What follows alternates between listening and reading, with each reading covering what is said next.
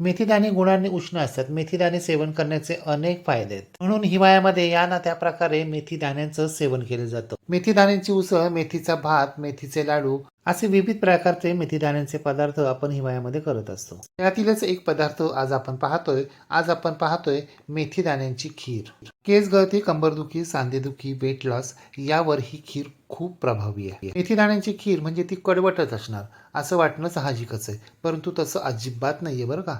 आपण पाहिलेल्या पद्धतीप्रमाणे जर का तुम्ही खीर केलीत ना, तर तुमची सुद्धा खीर अजिबात म्हणजे अजिबात कडू होणार नाही. एकदा करून तर पहा. गरमागरम वाफळलेली पौष्टिक स्वादिष्ट बिनसाखरेची मेथीदाण्यांची खीर.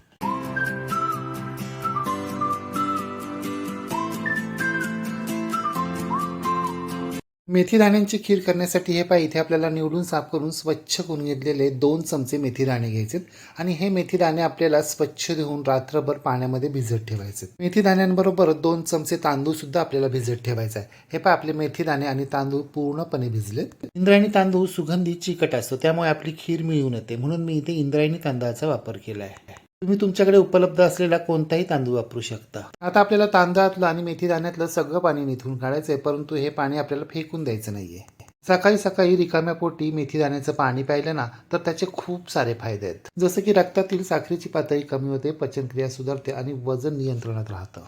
आणि जर हे पाणी केसांच्या मुळाशी लावलं ना, तर केसांचं आरोग्यही सुधारतं. हे पहा, आपण मेथीदाण्यांचं आणि तांदळाचं दोन्ही पाणी एकत्र केलंय, परंतु हे पाणी आपण पिणारही नाही आहोत आणि फेकूनही देणार नाही आहोत. आपण यात पाण्याचा खिरीसाठी वापर करणार आहोत.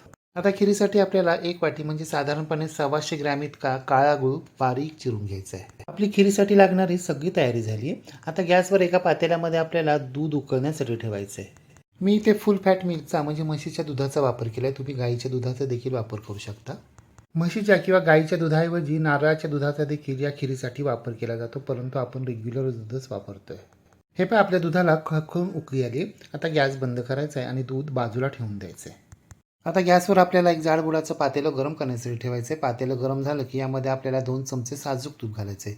साजूक तूप वितळलं की यामध्ये आपल्याला आपण भिजून घेतलेले मेथीदाणे घालायचे आणि हे मेथीदाणे आपल्याला मंद आचेवर रंग बदलेपर्यंत एकसारखे परतत राहायचे. हो, परंतु करपायचे मात्र अजिबात नाही आहेत बरं का. मेथीदाण्यांमध्ये उपलब्ध असलेल्या अँटीऑक्सिडंटमुळे शरीरातील सूजही कमी होते. हो, परंतु मेथीदाणे उष्ण असल्याने गरोदर स्त्रियांनी किंवा थायरॉइडच्या पेशंटनं ते डॉक्टरांच्या सल्ल्यानं सेवन करावे. हे पहा, मंद आचेवर 2 मिनिटं एकसारखं परतल्यानंतर मेथीदाण्यांचा रंग बदलला आहे. आता यामध्ये आपल्याला भिजत घातलेले तांदूळ घालायचे आणि हे तांदूळ देखील आपल्याला अगदी 1 मिनिट या मेथीदाण्यांबरोबर परतून घ्यायचे. हे पहा, तांदूळ परतत असताना ते कोरडे होतात आणि थोडेसे गोळ्या होतात, तरी काहीच हरकत नाही. नंतर ते आपोआप सुट्टे देखील होतात. मेथीदाणे तुपावर परतल्यानं त्यांचा कडवटपणा तर कमी होतोच, शिवाय ते पचायलाही हलके होतात. अशा प्रकारे तांदूळ तुपावर परतून घेतले तर खिरीची लज्जत आणखी वाढते. हे पहा, आपले तांदूळ परतून झालेले आहेत. आता यामध्ये आपल्याला आपण जे मेथीदाणे आणि तांदळाचं पाणी काढून ठेवलं होतं ना, ते पाणी घालायचं आणि ते व्यवस्थित मिक्स करून घ्यायचं आहे. मेथीदाण्यांचं आणि तांदळाचं मिळून 1 वाटी पाणी आपल्याला मिळाले. तेवढं पाणी हे शिजण्यासाठी पुरेसं आहे. परंतु जर तुम्हाला गरज वाटलीच तर तुम्ही यामध्ये आणखी अर्धी वाटी पाणी घालू शकता. पाणी व्यवस्थित मिक्स झाल्यानंतर गॅसची फ्लेम मोठी करायची, पातेल्यावर झाकण ठेवायचं म्हणजे पटकन उकळी येईल. हे पहा, अगदी 2 मिनिटातच खळखळून उकळी आलेली आहे. आता गॅसची फ्लेम बारीक करायची, पुन्हा पातेल्यावर झाकण ठेवायचं आणि कमीत कमी 15 मिनिटं मंद आचेवर हे मिश्रण आपल्याला असंच उकळू द्यायचं म्हणजे आपले मेथीदाणे आणि तांदूळ शिजतील. जोपर्यंत मेथीदाणे आणि तांदूळ शिजत आहेत तोपर्यंत हे पहा, एका वाटीमध्ये आपल्याला कोमट दूध घ्यायचे आणि या दुधामध्ये आपल्याला आपण जो बारीक चिरून घेतलेला गूळ आहे ना, तो गूळ घालायचा आहे आणि व्यवस्थित मिक्स करून घ्यायचा आहे. खीर करताना जर उकळत्या दुधामध्ये आपण गूळ घातला ना, तर दूध फाटण्याची शक्यता असते. म्हणून गूळ आपल्याला कोमट दुधामध्ये अशा प्रकारे आधीच विरघळवून घ्यायचा आहे, म्हणजे आपली खीर फुटणार नाही. पारंपरिक खिरीमध्ये गुळाचाच वापर केला जातो, परंतु जर तुम्हाला साखर वापरायची असेल तर तुम्ही साखरही वापरू शकता किंवा साखरेऐवजी खडी साखरही वापरू शकता. किंवा हे काहीच वापरायचं नसेल तर याऐवजी तुम्ही खारीक पावडर किंवा काळे खजूर, काळे मनुके देखील वापरू शकता. पण आपला गूळ पूर्णपणे विरघळला आहे आणि एकीकडे दुसऱ्या बाजूला आपलं मिश्रण सुद्धा घट्ट झाले. आता ते शिजले का ते पाहायचंय. हे पण आपले मेथीदाणे आणि तांदूळ शिजलेत का ते पाहायची गरजच नाहीये, पूर्णपणे गाळ झालाय. आपण 1 वाटी पाणी वापरलंय ते अगदी बरोबर आहे, वरून पाणी घालण्याची अजिबात गरज नाहीये.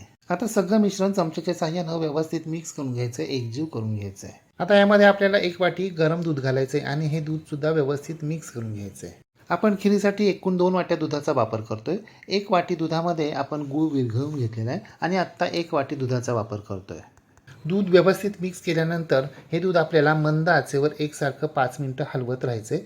त्यामुळे आपले मेथीदाणे आणि तांदूळ आहे ना, त्यांचा आणखी गाळ होईल, ते आणखी बारीक होतील.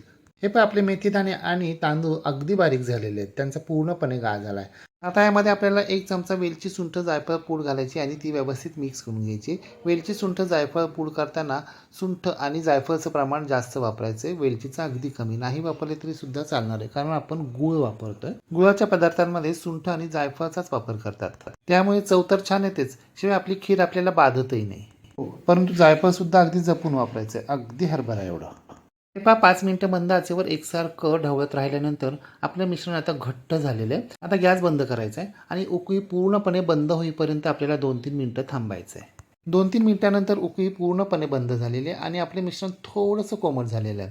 आता ते व्यवस्थित हलवून घ्यायचं आहे आणि यामध्ये आपल्याला आपण जो दुधामध्ये गूळ विरघळून घेतला आहे ना, ते मिश्रण हळूहळू घालायचं आहे आणि मिक्स करत राहायचं आहे. आपण दुधामध्ये गूळ विरघळून तर घेतलाच आहे, परंतु तरीसुद्धा आपण उकळत्या मिश्रणामध्ये हे विरघळून घेतलेलं दुधाचं मिश्रण घातलं ना, तर खीर फाटण्याची शक्यता असते.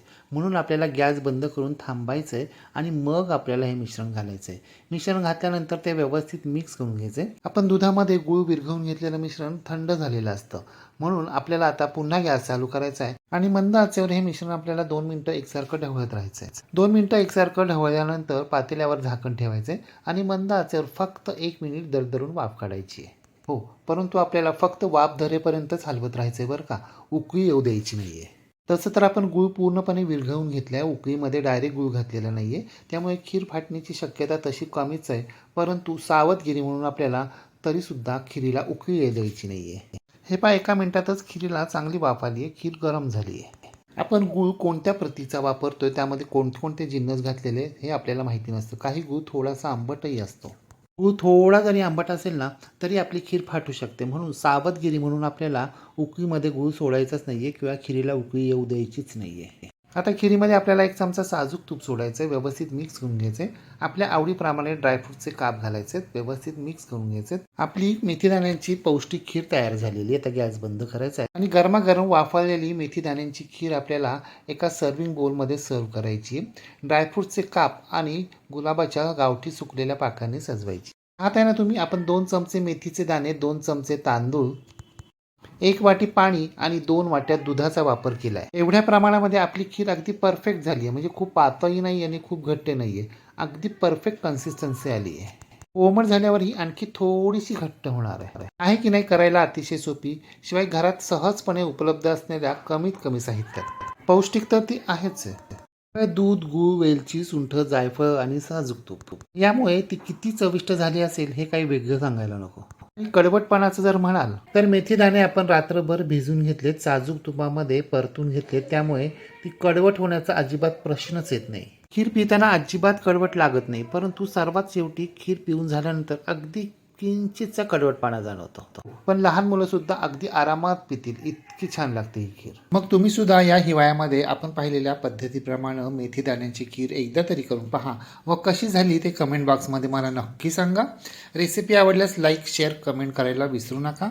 आणि हो, तुम्ही जर अजूनही गृहविष्णू किचन चॅनलला सबस्क्राईब केलं नसेल तर प्लीज नक्की सबस्क्राईब करा.